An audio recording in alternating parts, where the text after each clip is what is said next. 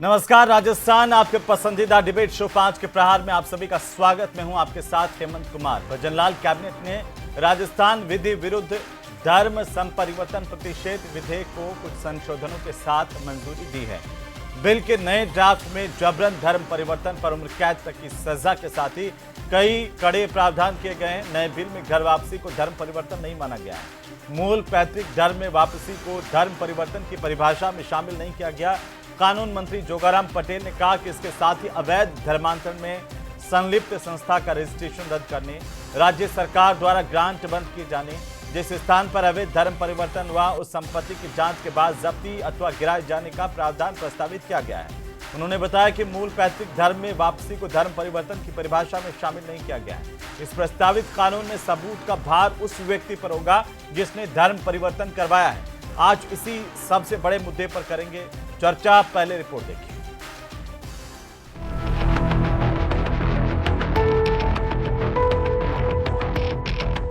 जबरन धर्मांतरण पर होगी उम्र कैद, नया बिल होगा पेश। धर्मांतरण का बहुत सख्त कानून आने वाला है, इसीलिए से पेट में मरोड़े पड़ रहे हैं। जांच के बाद बुलडोजर कार्रवाई का प्रावधान।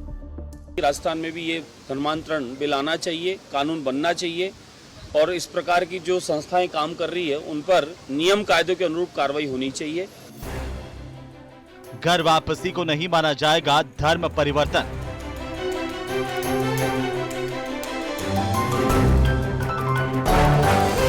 धर्मांतरण बिल पर कांग्रेस बीजेपी आमने सामने। धर्मांतरण कानून तो ऑलरेडी देश के अंदर है, ये क्या किन बिंदुओं के साथ लेके आ रहे हैं, एक बार बिल पेश हो जाएगा तो जरूर उस पर भी हम बात करेंगे।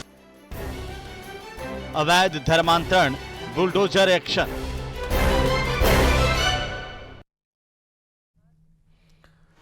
तो अवैध धर्मांतरण को लेकर के बुलडोजर एक्शन का भी प्रावधान है। इसे लेकर चर्चाएं तेज हो गई हैं। आज हम इसी पर चर्चा करेंगे। जरा नए कानून जो लाने की तैयारी की जा रही है उसको समझने की कोशिश करेंगे, ये क्यों जरूरी है, इसको लेकर के भी बात करेंगे। हमारे साथ खास मेहमान जुड़ चुके हैं। सबसे पहले मैं परिचय करवा दूं। हमारे साथ प्रताप राव भारतीय जनता पार्टी के प्रवक्ता हैं, जुड़ चुके हैं।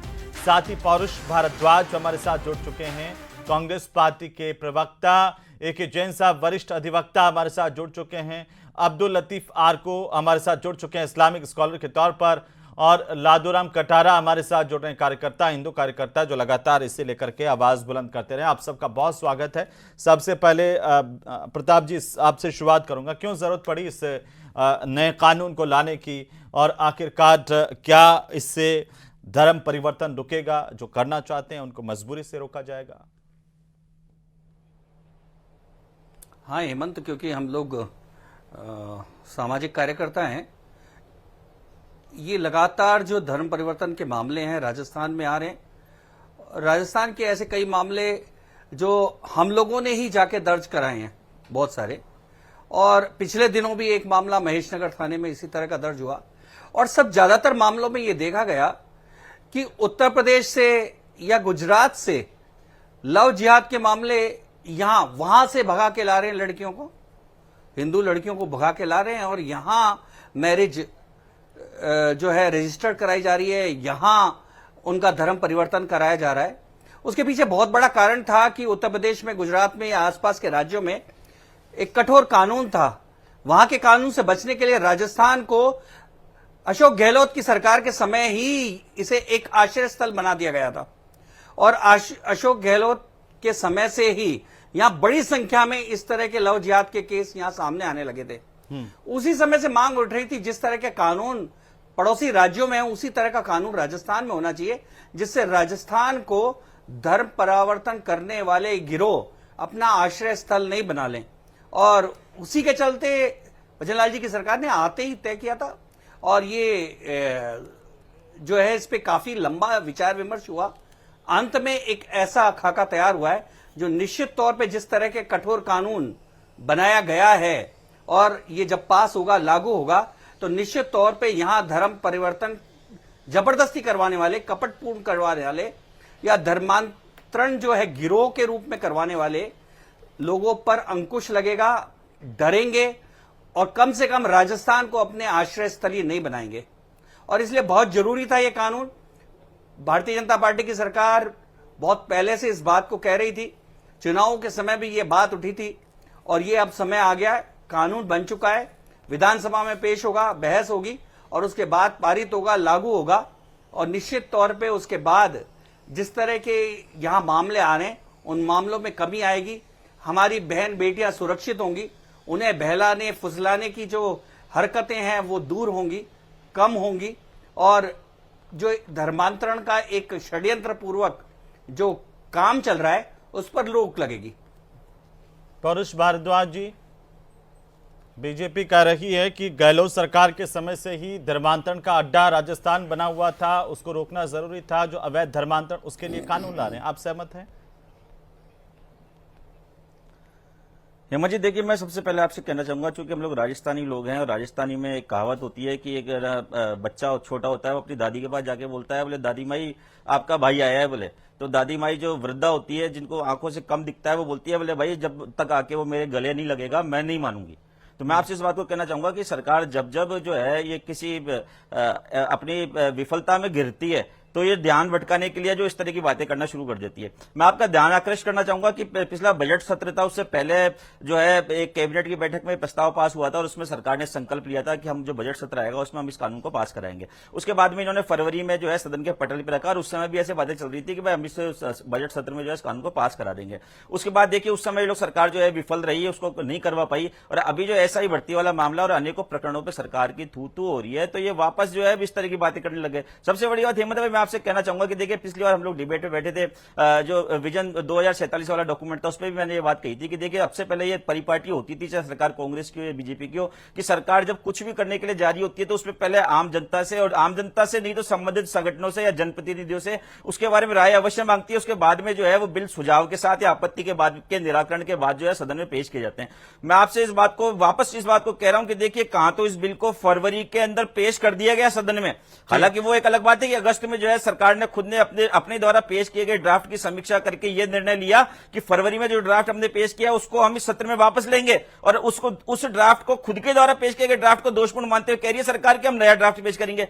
तो मैं आपसे हेमंत भाई, मैं तो आप तो वरिष्ठ पत्रकार है, राजस्थान के चैनलों में वरिष्ठ पत्रकारों में गिनती होती है, मैं तो आपसे पूछता हूं कि सरकार के द्वारा जो फरवरी में जो ड्राफ्ट पेश किया गया था क्या उसकी प्रति आपके पास आधिकारिक रूप से मौजूद है? मुझे नहीं लगता कि आपके पास मौजूद होगी। हम जो भी बातें कर रहे हैं सब जवानी जमा खर्चे, किसी बड़े नेताओं के बयानों के आधार पर बातें हो रही है, कोई किसी अखबार की खबरें पढ़ के आ रहा है, कोई किसी टीवी चैनल पे खबरें देख करके आ रहा है, कोई किसी नेता के बयान सुन करके आ रहा है। तो जो सरकार जो है सार्वजनिक पटल पे उस दस्तावेज को आज तक नहीं रख पाई कि भाई हम ये करना के लिए चाहते हैं, विपक्षी पार्टियों से डिस्कशन करते, संबंधित पक्ष चाहे वो हिंदू धर्म के लोग हो, चाहे वो ईसाई धर्म के लोग हो, चाहे मुस्लिम धर्म के लोग हो, उनसे आप डिस्कशन करते। उत्तराखंड में इन्हीं की सरकार है ना, उत्तराखंड में जब उत्तराखंड सरकार ने जब इस बिल को अपने आप पास किया तो उन्होंने भी जो है डिस्कशन किया ना सभी पक्षों से और आपत्तियां मांगी और उसके बाद उसे पेश किया। देखिए दूसरी बात है, भारतीय जनता पार्टी कितना झूठ बोलती है। अब मेरे बड़े भाई है, मैं इनकी बहुत इज्जत करता हूं, प्रताप राव जी, ये कह रहे थे बोल साहब अशोक गहलोत सरकार के अंदर जो है राजस्थान धर्मांतरण कराने का एक अड्डा बन गया था। आपको ध्यान होगा कि बीजेपी के एमएलए फूल सिंह मीणा जी हैं, उन्होंने विधानसभा में 2 प्रश्न लगाए थे, एक मुख्य प्रश्न था और एक सेकंड जो है पूरक प्रश्न था। मुख्य प्रश्न उनका यह था कि राजस्थान में पिछले कुछ वर्षों में लव जिहाद की कितनी घटनाएं हुई, तो सरकार के द्वारा जवाब पेश किया गया 0 घटनाएं पेश हुई, 0 घटनाएं जो है सामने आई। उसके बाद उन्होंने एक पूरक प्रश्न लगाया कि सरकार लव जिहाद रोकने के लिए क्या मंशा रखती है। उसके बाद सरकार ने जवाब ही उनको अपने पार्टी के विधायक को जवाब दिया कि साहब हम इसके बारे में धर्मांतरण विरोधी कानून लेकर के आ रहे हैं। एक तरफ आप कह रहे हैं कि भाई 0 घटना हुई, भारतीय जनता पार्टी के प्रवक्ता यहां बैठ के गुमराह कर रहे हैं, तो आप मुझे बताइए कि इनको मैं सच्चा मानूं या विधानसभा में इन्हीं की पार्टी की सरकार के विधायक के द्वारा पूछे गए प्रश्न के जवाब में इन्हीं की पार्टी की सरकार ने जो जवाब दिया उसको सही मानूं? नंबर 1 बात। दूसरी बात की लव जिहाद की बात आप कर रहे हैं जी, जवाब दे रहे हैं वो प्रताप जी। पौरुष जी बहुत विद्वान प्रवक्ता हैं, इनको मालूम होना चाहिए कि जब लव जिहाद से रिलेटेड कोई कानून ही नहीं था तो उसमें कोई मामला दर्ज कैसे होता। तो इसलिए प्रश्न ही बेमानी था कि लव जिहाद में कितने केस दर्ज हुए। इसलिए सरकार ने, क्योंकि विभिन्न धाराओं के तहत वो मामले दर्ज होते थे तो वो दूसरी धाराएं थी और इसीलिए लव जिहाद से रिलेटेड ये धर्मांतरण भी इसमें कानून क्यों लाना पड़ा। कानून ही इसलिए लाना पड़ रहा है क्योंकि ये सारी घटनाएं हो रही हैं और इन घटनाओं को रोकने के लिए कोई एक कठोर कानून की जरूरत है। और इसलिए इस तरह की बातें कह के कि कोई दर्ज ही नहीं है, अरे भाई मामले जब तक कानून है ना, जब तक कानून ही नहीं है तो कानून सरकार फिर कैसे होगा। लेकिन अब विश्वास कर लेता हूं, अब इस एक्ट के लागू होने के बाद, इस एक्ट के लागू होने के बाद पता चलेगा। मेरे विधायक ने प्रश्न गलत पूछा या मेरी पार्टी की सरकार ने गलत जवाब दिया, कहते हैं इस बात को, मैं मान लेता हूँ। नहीं, उन्होंने केवल संख्या पूछी तो उन्होंने कहा 0। अब आप मुझे बताइए कि मैं इनको यहाँ पे टीवी स्टूडियो बैठ के बात को सत्य मानूं या विधानसभा में अर्ध सत्य बोलकर अर्ध सत्य दूसरी बात हो चलिए, जैन साहब हमारे साथ हैं, एक जैन साहब हमारे साथ हैं, कांग्रेस की हमारे साथ कानून के जानकार, बहुत अच्छे से समझते हैं और बहुत सारे मामले इन्होंने हैंडल किए होंगे इस तरह से। जैन साहब जो प्रताप राव कह रहे हैं, भारतीय जनता पार्टी के प्रवक्ता कह रहे हैं कि अब तक कोई ऐसा कानून नहीं था जिसे लव जिहाद जैसा कोई रोका जा सके, जबरन धर्मांतरण रोका जा सके, इसलिए नए कानून की जरूरत पड़ रही है। लव जिहाद जैसे शब्द को लेकर चाहे कानून नहीं हो, परंतु धोखा देकर या उत्प्रेरित कर या छल कर शादी करने के मामले सामने आए थे और कुछ मामले कभी कभी दर्ज भी हुए हैं, ज्यादा उनकी बहुत से संख्या नहीं है।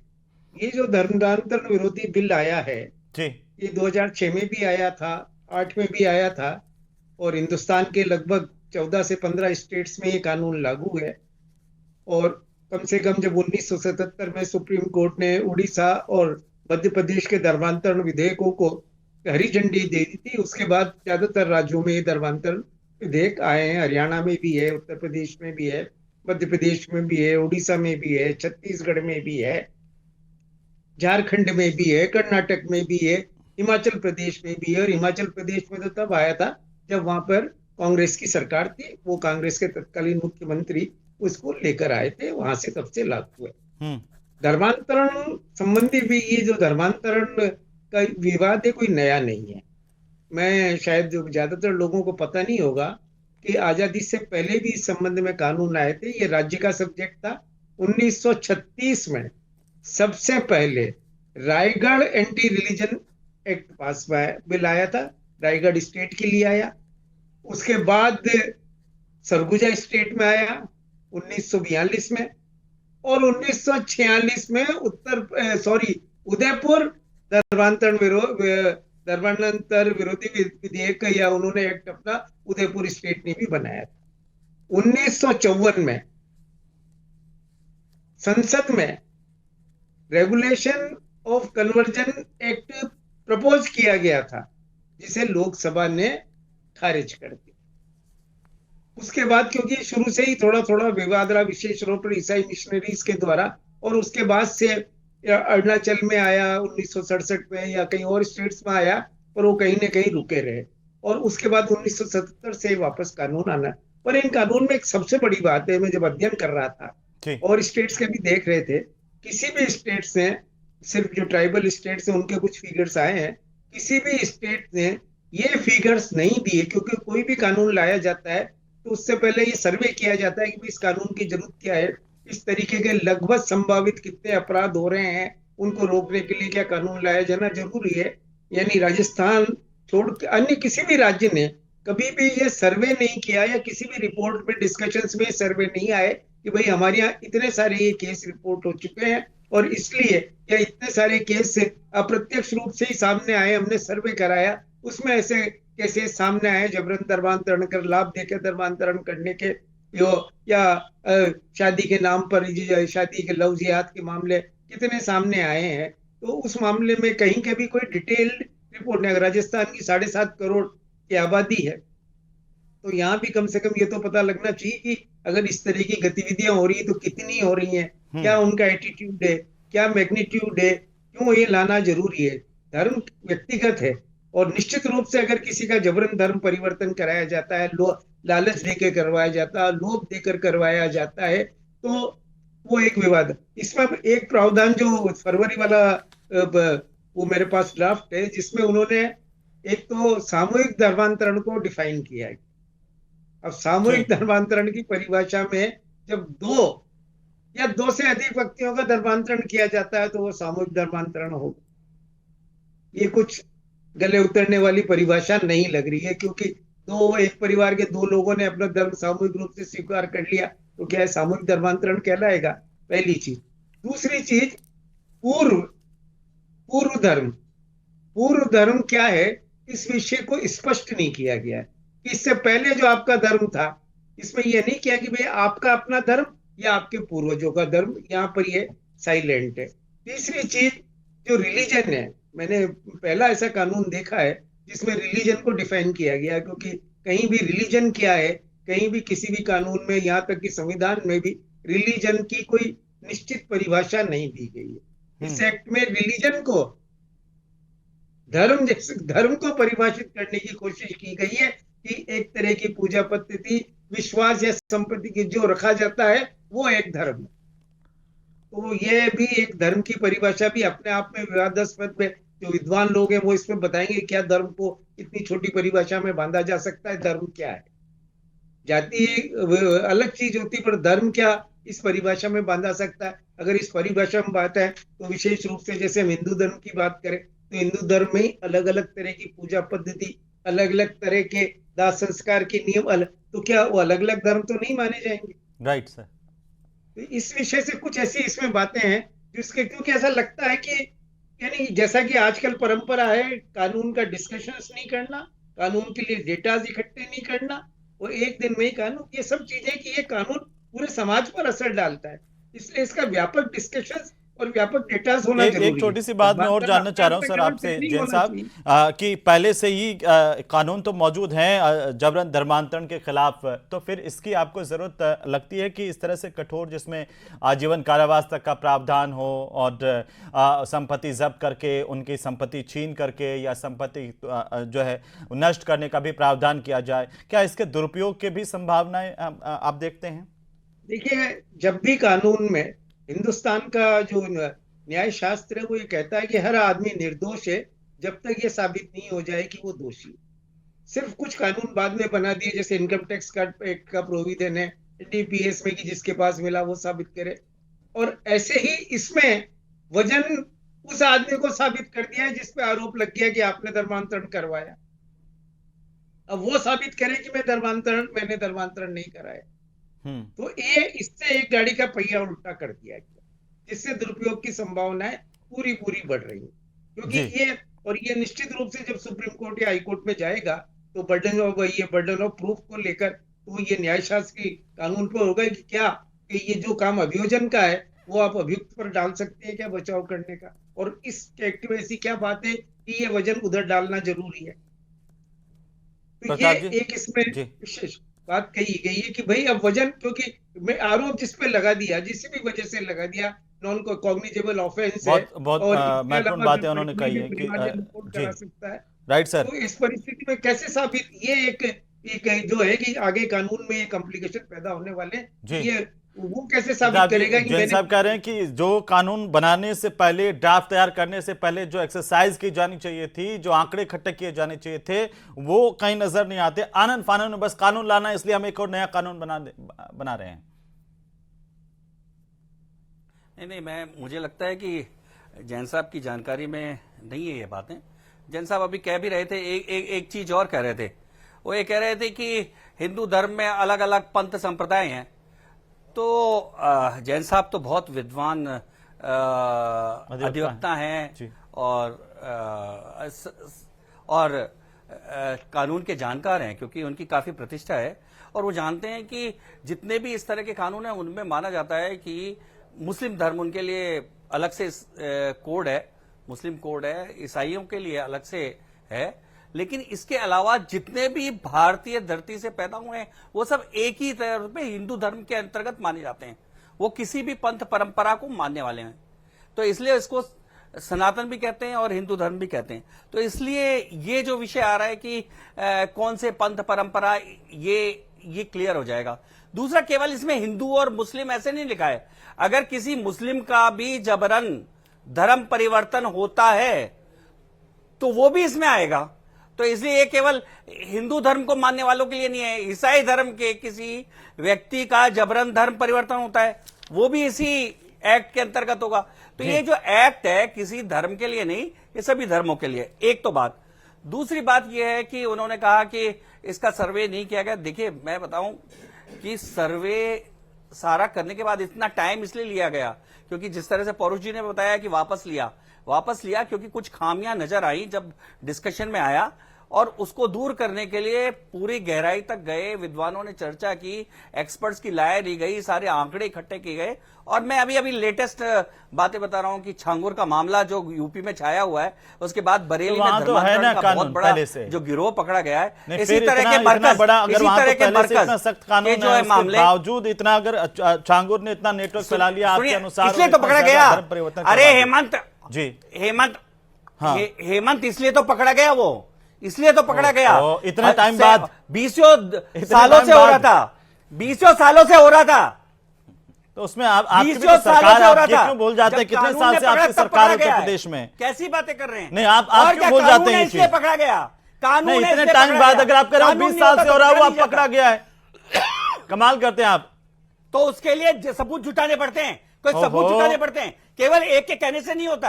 सबूत एक जैन साहब ने एक और बात कही है कि इसमें अभियोजन का जो काम है वो आप अभियुक्त को डाल रहे हैं। हेमंत एक और अगर तुरंत पकड़ लिया जाए तो आप ही सबसे पहले कहेंगे बिना सबूतों के कर रहे हैं। ऐसा नहीं होता। सबूत अगर इनको इकट्ठा करना है तो फिर बर्डन सामने वाले पे देखिए देखिए, अगर आपने सामने वाले को दोषी बता दिया, पकड़ा गया तो छांगुर के खिलाफ सारे सबूत इकट्ठे किए गए, और इसलिए आज छांगुर का बरेली के गिरोह का अभी पता लग रहा है। तो ठीक है, कानून बनाने का मतलब ठीक है। मैं लालू राम जी, क्या इस तरह के सख्त प्रावधानों से धर्मांतरण रुकेगा? ये नया कानून जरूरी था। जल्दी से सर, 40 सेकंड जी। ठीक है सर, ठीक है प्रताप जी, ठीक है लालू राम जी। पौरव जी, नया कानून बहुत ही स्वागत योग्य है और बहुत ही जरूरी है जी। जहां तक एक संवैधानिक विषय की बात आती है, जनजाति आस्था अस्तित्व का विषय आता है, तो बचाने के लिए जनजाति की रूढ़िगत परंपरा, संस्कृति, पूजा पद्धति को बचाए रखने के लिए इस प्रकार का अगर कानून बनता है तो आदिवासियों के समाज के हित में होगा। सबके ध्यान के लिए मैं एक विषय रखना चाह रहा हूं कि ये 10 नवंबर 1970 से ही डॉक्टर कार्तिक उरांव संसद में इस कानून के विषय को लिए 342 सांसदों के हस्ताक्षर ज्ञापन दे रखा है, और जनजातियों की एक संवैधानिक विषय के लिए जैसे आर्टिकल 342 में आदिवासियों को, जनजातियों को किस प्रकार का आइडेंटिफाई किया है। बड़ा आश्चर्य विषय है कि जो आदिवासी नहीं है, जो उनके पूर्वजों की रूढ़िगत आस्था परंपरा को नहीं मानते हैं, फिर भी कहीं कहीं आरक्षण में जो आदिवासियों का, जनजातियों का फायदा लेकर के नौकरियों में आते हैं, तो कहीं न कहीं ये जनजातियों के साथ बड़ा एक छलावा है और एक संवैधानिक विषय का है। और इस प्रकार से कानून बनता है। राजस्थान के दक्षिण के अंदर एक भगत जगत परंपरा रही है, मेट कोटवाल की परंपरा रही है। यहाँ के संत सुरमा गोविंद गुरु मामा बालेश्वर, जिन्होंने भक्ति के द्वारा जनजाति समाज को जागृत किया है। तो आपको लगता है कि ये जरूरी था आदिवासी समुदाय के लिए? आदिवासी तो कहते हैं कि हम हिंदू है ही नहीं, फिर आप उनको धर्म की परिभाषा में कैसे लाएंगे? इसी की विषय को कानून के लिए हम सड़क से संसद का पूरा एक जो जनजाति सुरक्षा मंच बना है समाज की ओर से, हम इस डिलिस्टिंग कानून को विषय को लेकर भी बहुत जोर मांग उठा रहे हैं। इस विषय को लेकर के अब सबको ध्यान में है कि अगर धर्मांतरण इस पैमाने पर होता रहा तो जनजाति को आइडेंटिफाई कैसा रहेगा, इनकी रूढ़िगत संस्कृति को फॉलो। ठीक है आरको साहब, नया कानून क्या कहेंगे आप? अब्दुल लतीफ आरको, और ये भी है कि चाहे कोई मुसलमान को भी जबरन धर्मांतरण करवा दे तो उस पर भी कानून लागू होगा, तो आप ये वो सेकुलरिज्म वाला वो फंडा तो नहीं लाएंगे? हिंदू मुसलमान सबके लिए बराबर। देखिए अभी वकील साहब ने भी कहा है जी कि ये बात क्लियर होती ही नहीं इन्होंने कि ये कोई अगर दूसरे धर्म का, मुस्लिम धर्म का अगर हिंदू बन जाएगा तो उसको तो ये माना जाएगा कि वो तो अपने उसमें घर वापसी में आ गया जी। जब उसको तो घर वापसी कह करके ये जो है इसको वो कर रहे हैं। तो आप बताइए, ये तो वन साइडेड सारा का सारा खेल है। ये क्यों हो रहा है, किस लिए हो रहा है? एक पर्टिकुलर लोगों को टारगेट किया जा रहा है जो बिल्कुल बिल्कुल गलत है, संविधान के भी खिलाफ है। और पहले से इतने कानून बने हुए हैं कि जिस कानून के अंदर अगर कोई गलती करता है तो उसको उनको सजा मिल रही है, लेकिन ये पर्टिकुलर जो है एक मजहब के लोगों को टारगेट किया जा रहा है और उनके बारे में साफ कह दिया है कि अगर कोई मुस्लिम धर्म अगर हिंदू बनता है जी तो वो तो अपने वापसी घर वापसी का उसमें माना जाएगा। नहीं आरको साहब, मैं ये कहना चाह रहा हूँ कि अगर कोई अगर किसी को पहले हिंदू से जबरदस्ती मुसलमान बना दिया गया था, वो हिंदू बनता है, आपको क्या आपत्ति है? या कोई मुसलमान है, उसको हिंदू बना दिया गया था और वो वापस मुसलमान बनता है, अपना अपना धर्म परिवर्तन, उसमें आपको क्या आपत्ति है? तो सबके लिए समान है सर, इसको आप एक तरफा क्यों कर रहे हैं? देखिए मेरे अभी तक ये समझ में नहीं आ रहा जी। कि ये हिंदू धर्म इतना कमजोर है क्या कि कोई भी इसका धर्म परिवर्तन करा देगा, कोई भी ऐसा कर लेगा? ये इतना कमजोर है क्या? अगर कमजोर है तो आप इस मजहब को मजबूत बनाइए ना, कि लोग मर जाएं, जान दे दें, लेकिन धर्म परिवर्तन नहीं करेंगे। ये क्या है तरीका आपका कि कानून के जरिए आप एक की वकालत करते हैं और दूसरे को सजा दे रहे हैं कि ये आएगा तो घर वापसी हो गई? जवाब दीजिए इसका।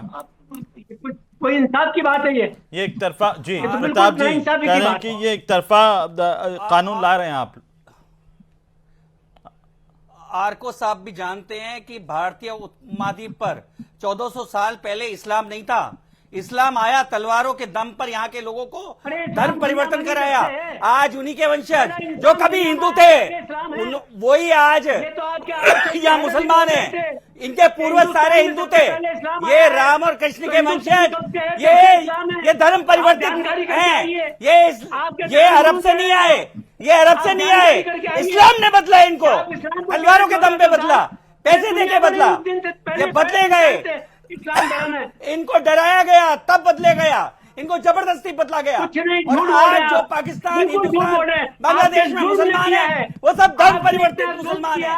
इनको समझना चाहिए। इतनी बड़ी संख्या बना दी और ये कह रहे हैं कि इस्लाम परिवर्तन नहीं करते।